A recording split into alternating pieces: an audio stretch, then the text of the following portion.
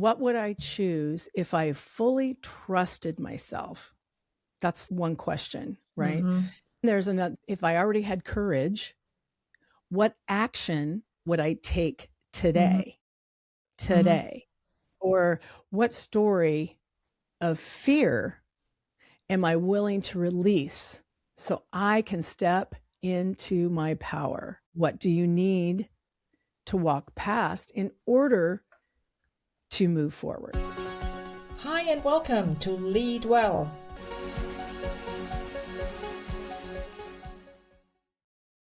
Today's guest is Glenda Benevides. You are, Glenda, a Grammy-nominated artist, an award-winning author, and the creator of Soul on Fire. Soul on Fire is a powerful life experience that blends music, storytelling, and transformation. And your work, Glenda, is about clarity, courage, and confidence. Not as just concepts, but really as lived experiences. And your journey from early challenges with dyslexia and speech to becoming a global voice for empowerment is deeply human and deeply relevant for everyone, and especially also leaders today. So I'm really looking forward to this conversation. Hi. Hi, thank you. Thank you for that. Let's start right away talking about Soul on Fire, because you described that as an immersive activation and not a concert. So what really shifts when music is used that way, and what do you mean by that? Yeah, the music, I believe, is healing. And it's been a healing for me and so many others, of course. And it crosses all genres, so it doesn't really matter. Whatever you're inspired by or whatever activates your heart, your mind, your body, your soul, whatever. So with Soul on Fire, I've done a lot of transformational work in my life through Landmark and studying Heidegger and various other things, and just really digging into the soul and what does it mean what is my purpose? What does it mean to be me? And how do I express that? And as I was on that journey, just for myself, not really, I'm not coaching anybody or anything like that, but I just felt I sing, I perform, I write music, I write books, I do all these things. And it's how can I be the biggest contribution to people in my life, my career, making this my long-time career? How do I up level all of that and then really help people or inspire them in some way? So that's how Soul on Fire came about. I was like, how do I take music and visual and audio, telling stories, that type of thing? So what would it be like if I threw them all together? And that's a challenge. Wow. Wow. And is this, because immersive to me also sounds like me as somebody who is watching and listening will participate somehow? Is that? All of it. All of it. Yeah. Okay. I've worked it in such a way that let's say I'll just one portion of the show. I'll tell a story and then I'll sing a song. And then on the screen, what you'll see is there'll be a question that would be pertinent to you. And with the show itself, what I do is there's gift bags, and in the gift bag, you have a journal. So you can pull your journal out and you can write, you can answer those questions, or you'll have it save it for later or whatever. And then more towards the end of the show, I do a question answer, more paired sharing, that type of thing, so we can all interact. And that seems to work really well. People really enjoy that aspect of the whole experience. So you're getting music, you're getting all these passive kind of experiences, but then you get to activate your own experience through that. So it's real interesting to watch people from my perspective having the experience of this, and I think at first they're shocked because it's like enacting, you're breaking the fourth wall. So it's quite invigorating and fun, actually. Wow. Yeah. Wow. Yeah, I can really imagine that because I'm a very emotional person. So whenever I listen to music, especially when there is a text involved, I totally relate to it and I start crying or laughing, or I really relive what's said in the song. Yeah, absolutely. And I really intentionally set forth to go, okay, how do people really listen? How do people interact? How do people experience art or anything really? And everybody has a different way, right? Some people are very visual. I'm very visual. Some people are auditory. Some people are kinesthetic, that kind of thing. So what I've done is I've infused all this, which is very challenging. I've infused all of this in a one experience for about an hour and 40 minutes. Wow. So yeah, it worked. The time goes by really fast. It's really fun. People really enjoy it. And they're having wonderful inspirational moments that are takeaways for them. Plus they have their journal so they can write in it or save it for later or whatever. So it's something that they can continue on with their own insights or their own transformation. Wow. And when people leave a Soul on Fire experience, what do you hope that stays with them weeks later? That they can have the things that they want, that they can feel free to step into their own thoughts, their own empowerment, their own ways of being, that they can reflect more and really, really choose something that they can feel powerful, not powerless. And where would I need to be to experience Soul on Well, Fire? it's right now, it's only in the San Francisco Bay Area. Now, let me talk about another aspect of your work, because I know Yeah. that you write and speak a lot about courage. Yeah. How do you experience courage? And is there a way of experiencing courage in my body, not only in my mind and my mindset? What do you mean by courage? Yeah, I have these 5 pillars that I live in, I believe in, I've written about, and also infuse this into the show. But it starts with clarity. You've got to have clarity. It goes clarity, courage, confidence, commitment, then community. You cannot have community or even courage if you do not have clarity. If you do not know who you are, or what you want, or what kind of people do you want to be around, or you're just flailing around, then how do you really manifest? Like, how do you really have what you want to have if you don't know what you really want?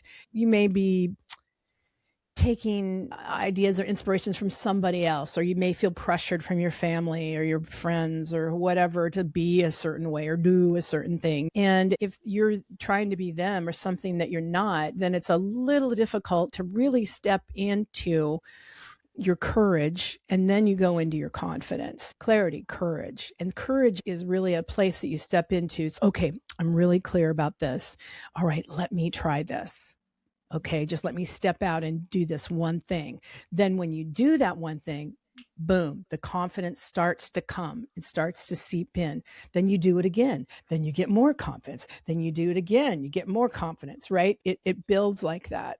And then once you're really activated, you've really activated the courage to trust yourself and to do the things that you feel are right for your path, then you really step into that confidence. And that kind of avalanches into commitment. Oh, I'm committed to that.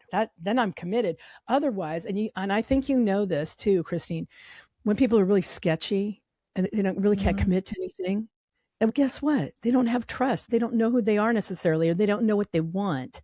And so that why they're afraid to commit to anything, because they may not feel like doing it later. So if you start with all of how I lay it out, if you just try it on, if it works for you, great. If it doesn't, it's fine too. But I just say that this is how I figured it out. I worked my life. And then, then you can go, okay, I'm really committed to that. I'm really committed to that. And then you can go, now I've got this stuff rolling. I can have community. I can bring in community. I can activate who I am around my community. I can draw in the right people. I know that we both know at times you sit back and you go, oh, why is that person in my life? They're just a complaining pain and you just like, guess what? Wherever you go, there you are. It's what you're concentrating on. It's what you're attracting. It's what you're allowing to happen because you probably you're not clear about something.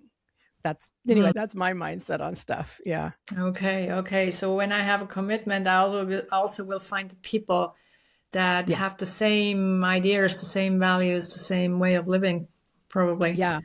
Yeah. at least compatible. Let's just put it that way.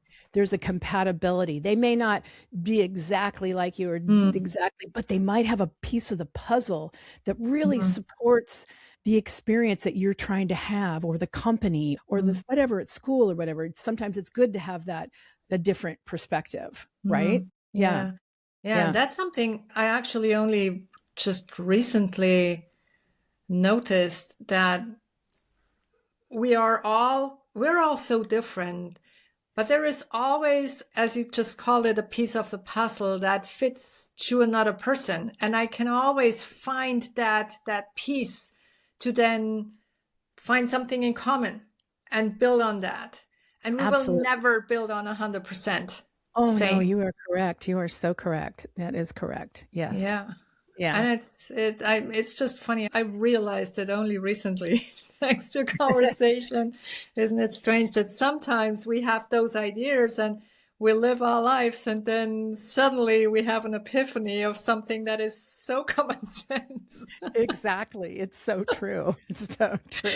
That's so funny. Yeah. Now, let me ask you another question, because I also said in the intro that you have said that you were dyslexic, or you are dyslexic, and you said that this dyslexia really taught you to listen differently. So how did that really shape your voice, literally maybe, and also metaphorically? Yeah. I learned that without thinking that I had a disability, just now came to that conclusion this year. It just occurred to me like I was slower. I have to read things slower. I'm definitely frightened of reading out loud all my life. And of course, all the things that I wanted to do in the art fields, like especially acting and that kind of thing, cold reading, all that stuff. My God. So I think in a lot of ways, I inhibited myself from doing certain things because I was afraid. And so, what I did naturally as far as my talent was sing and write, and I could sing. So a lot of times the singing, because there was major challenges with remembering the lyrics, like major.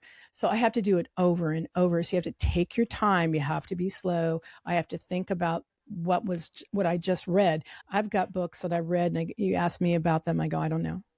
I don't know, because I also take it in a different way, energetically, or what would you call it? Not in a physical way, but just more of in a more spiritual way. And yeah, so yeah, I just take in things differently, and I had to work with myself with it, and then still take the attitude of, I want that. We're going to do this. We're going to figure it out.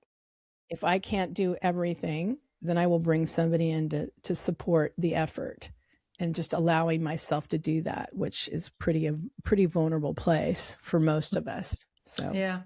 Also admitting that we're not good at everything, and that we need help and ask for help in some absolutely areas. Wow. Yeah. So I think I became an achiever. I think I just way overcompensated for why you'll see probably like there's a lot of actors, a lot of famous people that are like overachievers, and they're dyslexic. They've got some disability. Okay. Really interesting. Who else is that? I'm trying to think of somebody else.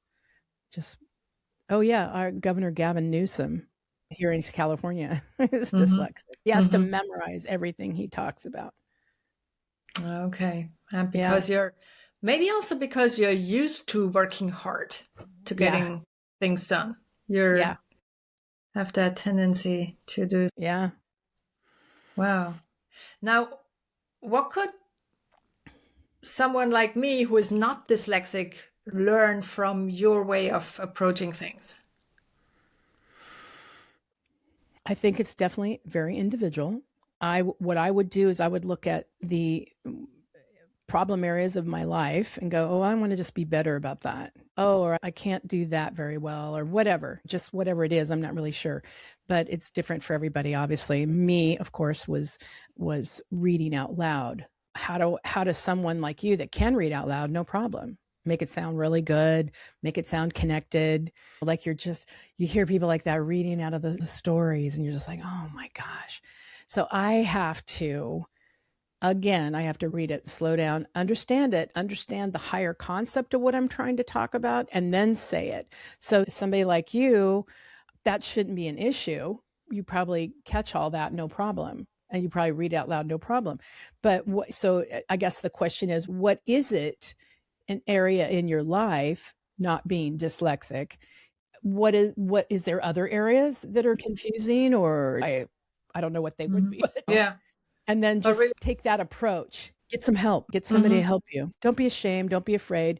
And most people, especially if they're excellent in a field, they want to help you. That's why they're there. So don't feel weird and ashamed or whatever the game is, right? Don't go there. And if somebody doesn't want to help you, that's okay. They're just not right for you. And that's really the best way to look at it, instead of, oh, they don't like me and they don't want to help. And so. Yeah, that's a good point. So if they don't accept my ask for help, then they're probably not the best one to help me anyway. Exactly. Because they want to align with you. And I always say, you take a round hole, you put a square peg in it. That's like that. It's, hello, it's not going in. It's not the right deal. Yeah. So there is not the piece of puzzle that we have in common is probably very small. Most likely. Yes. Maybe not in that area that you've requested. Yeah, true. Yeah. It can be another one. That's true. Yeah. That's true. Yeah. We all have those different facets and Yes. different layers. That's so wonderful. Now, if we think about life nowadays, and especially life in the workplaces, what would you say? What would you want to see more of in the workplace? I mean, there would be something that you could help people in their workplace through music and storytelling. What would that be? Yeah. I think overall in the workplace, I think because it's such a communal thing, and then it's also an individual thing, it's been years since I've been in that environment exactly. But what I see the lack of is consciousness. Like, as a unit, can we raise our consciousness? Is there programs? Is there things that we can bring in, kind of like Soul on Fire? Is there something that we can bring in that just makes everybody relax? It uplifts them, tells them a few stories. They've got some things to take home to think about themselves, for themselves, in regards to a more transformative, more conscious way of being in life. And I think once we bring that, once we do that work with ourselves, we can bring that to our work setting. And then it's going to be a little bit easier to say, hey, can I talk to you about something? I was just thinking about this for myself. What's your thoughts? I think the conversations get deeper. They get more interesting, more compelling, and not just, how was your day? Or just avoiding somebody, or, but I mean, it just top surface bitch fest about the TV show that they watched last night. You know what I'm saying? It's no, you can actually take stuff away where you can access the possibilities of having a deeper conversation with others in the work setting and yourself. Like, what do I really think about that? Let me write that down. Things like that. Plus, they'll get a copy of my book too. So that goes with it. And then there's wonderful worksheets in there to do that kind of process. So do you want to say a bit more about the worksheets and then the book and the work that people can do with it? I'm right in the middle of writing a wonderful questionnaire sheet for everybody. The questions like reflective questions, right? What would I choose if I fully trusted myself? That's one question, right? There's another, if I already had courage, what action would I take today? Or what story of fear am I willing to release so I can step into my power? What do you need to walk past in order to move forward. These are like little snippets of things that will be on the worksheet, things that we're going to share. There'll be a time, like I said, towards the end of the show where I open it up and then see if people really want to share their insights. They don't have to. It's not like spotlights or something. But if that's cathartic and if that's important, it'll be a beautiful moment, a beautiful experience for people to go, wow, I never thought about that. I'm glad they said that. That happens a lot. It happened in the show once, actually. Yeah. Yeah. And also for oneself, if I say out loud what I just wrote down or what I just thought about, it's so much more powerful. Absolutely. Yeah. It brings you present. It brings you into your own consciousness, your own thoughts, your own beliefs. And then it allows you to go, hopefully, that later you can step back and really question, why did I say that? Oh, that's interesting. Why? Wow, that's really negative. Or I can't think of anything. You go, wow, that's interesting. And it gives you food for your soul. Wow. Now, if I would ask you a suggestion or maybe even a recommendation of one small thing, one small step that someone listening to this should or could take right now or right today or this week, what would that be? What would your suggestion be? Yeah, I used to teach this in my workshops. And so I would say this, and this really helps with clarity. I would say take a piece of paper out, and it sounds really simple, but you'll find how difficult it is. I have difficulties with it. Draw a line down the middle of your paper. On the left side, write down the things that I want. On the right side, write down the things that I don't want. And it'll be really interesting to see where you get stopped. Yeah. Wow. Wow. What I've noticed is that a lot of people can fill up the things that they don't want. But what about the things that they do want? Yeah. Try it. It works. It really works, because then it really helps you think a little bit deeper. And I always say, if you get stuck and it feels convoluted or whatever, I think the best thing to do is definitely journal, write things down. And then if you still can't find your way through the weeds, sometimes it's best to talk to other people and find the right process for you to help you have that breakthrough. And that's really a good place to start. And that really allows one to have the clarity, to really bring that in. And you go, you know what? I'm super clear that, yeah, I don't want this, but you know what? I do want this.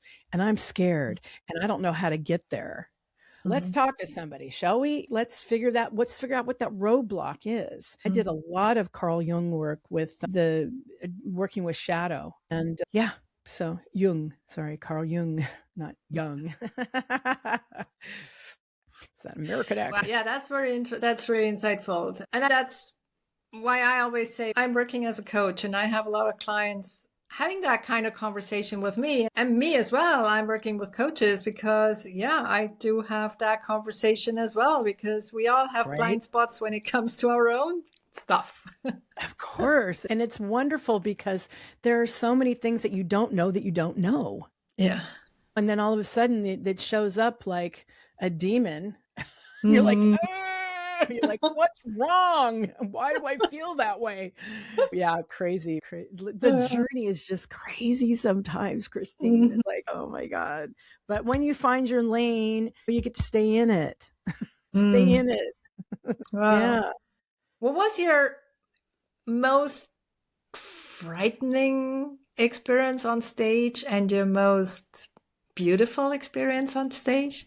When I'm the beautiful part is when I'm fully present and I know my music really well, and I'm not just learning my song, and I sing totally from the body, mind, spirit through the heart, and it comes out and it's this amazing art piece.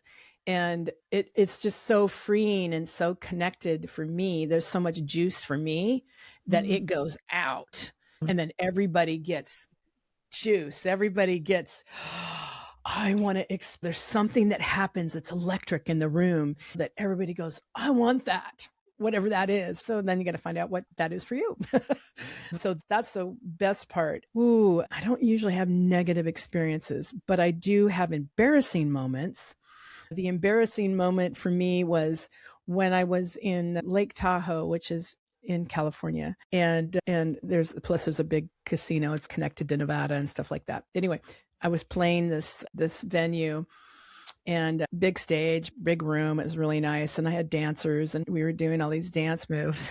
And I went to do this dance move, and the floor was wood, and I hit it just right, just slick enough that I scooped and I fell, and it was so loud. It went boom when I hit the floor.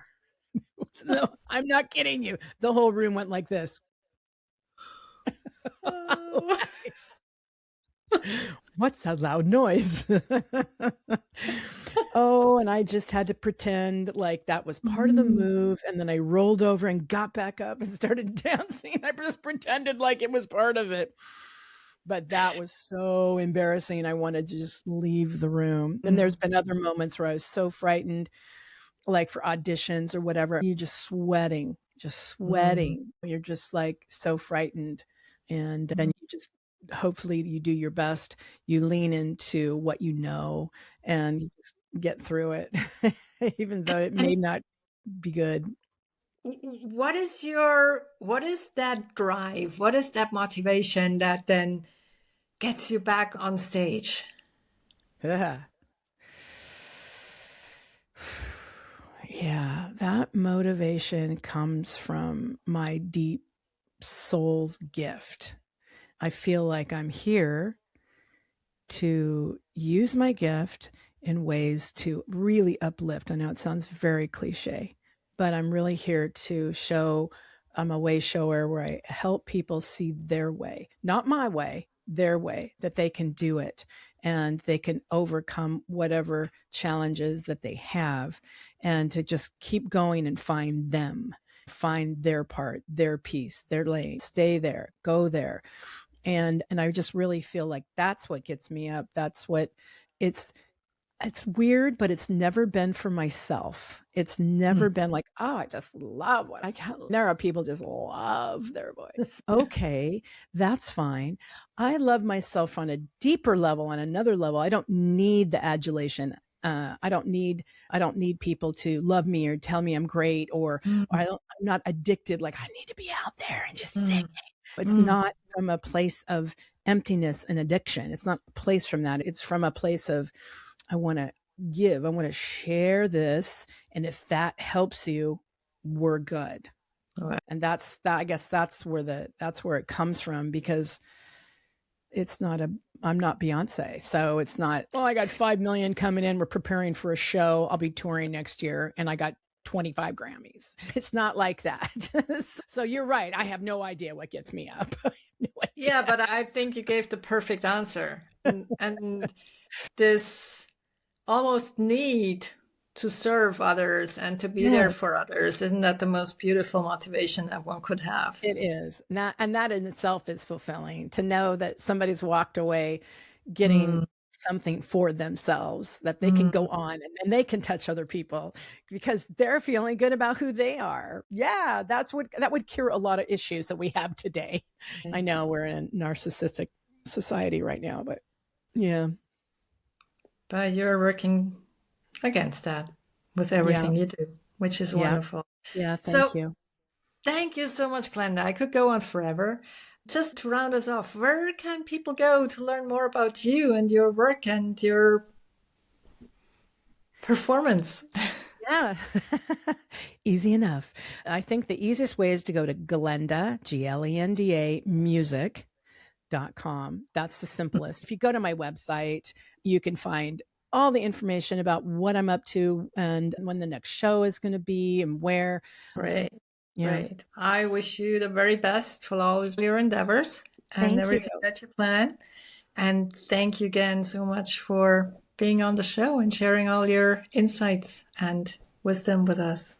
Appreciate it. Thanks so much, Christine. Okay. This was Lead Well. Now, what is the one thing that you're taking away from this episode? Please share in the comments below and do share the podcast with your friends and family, but only if you like it.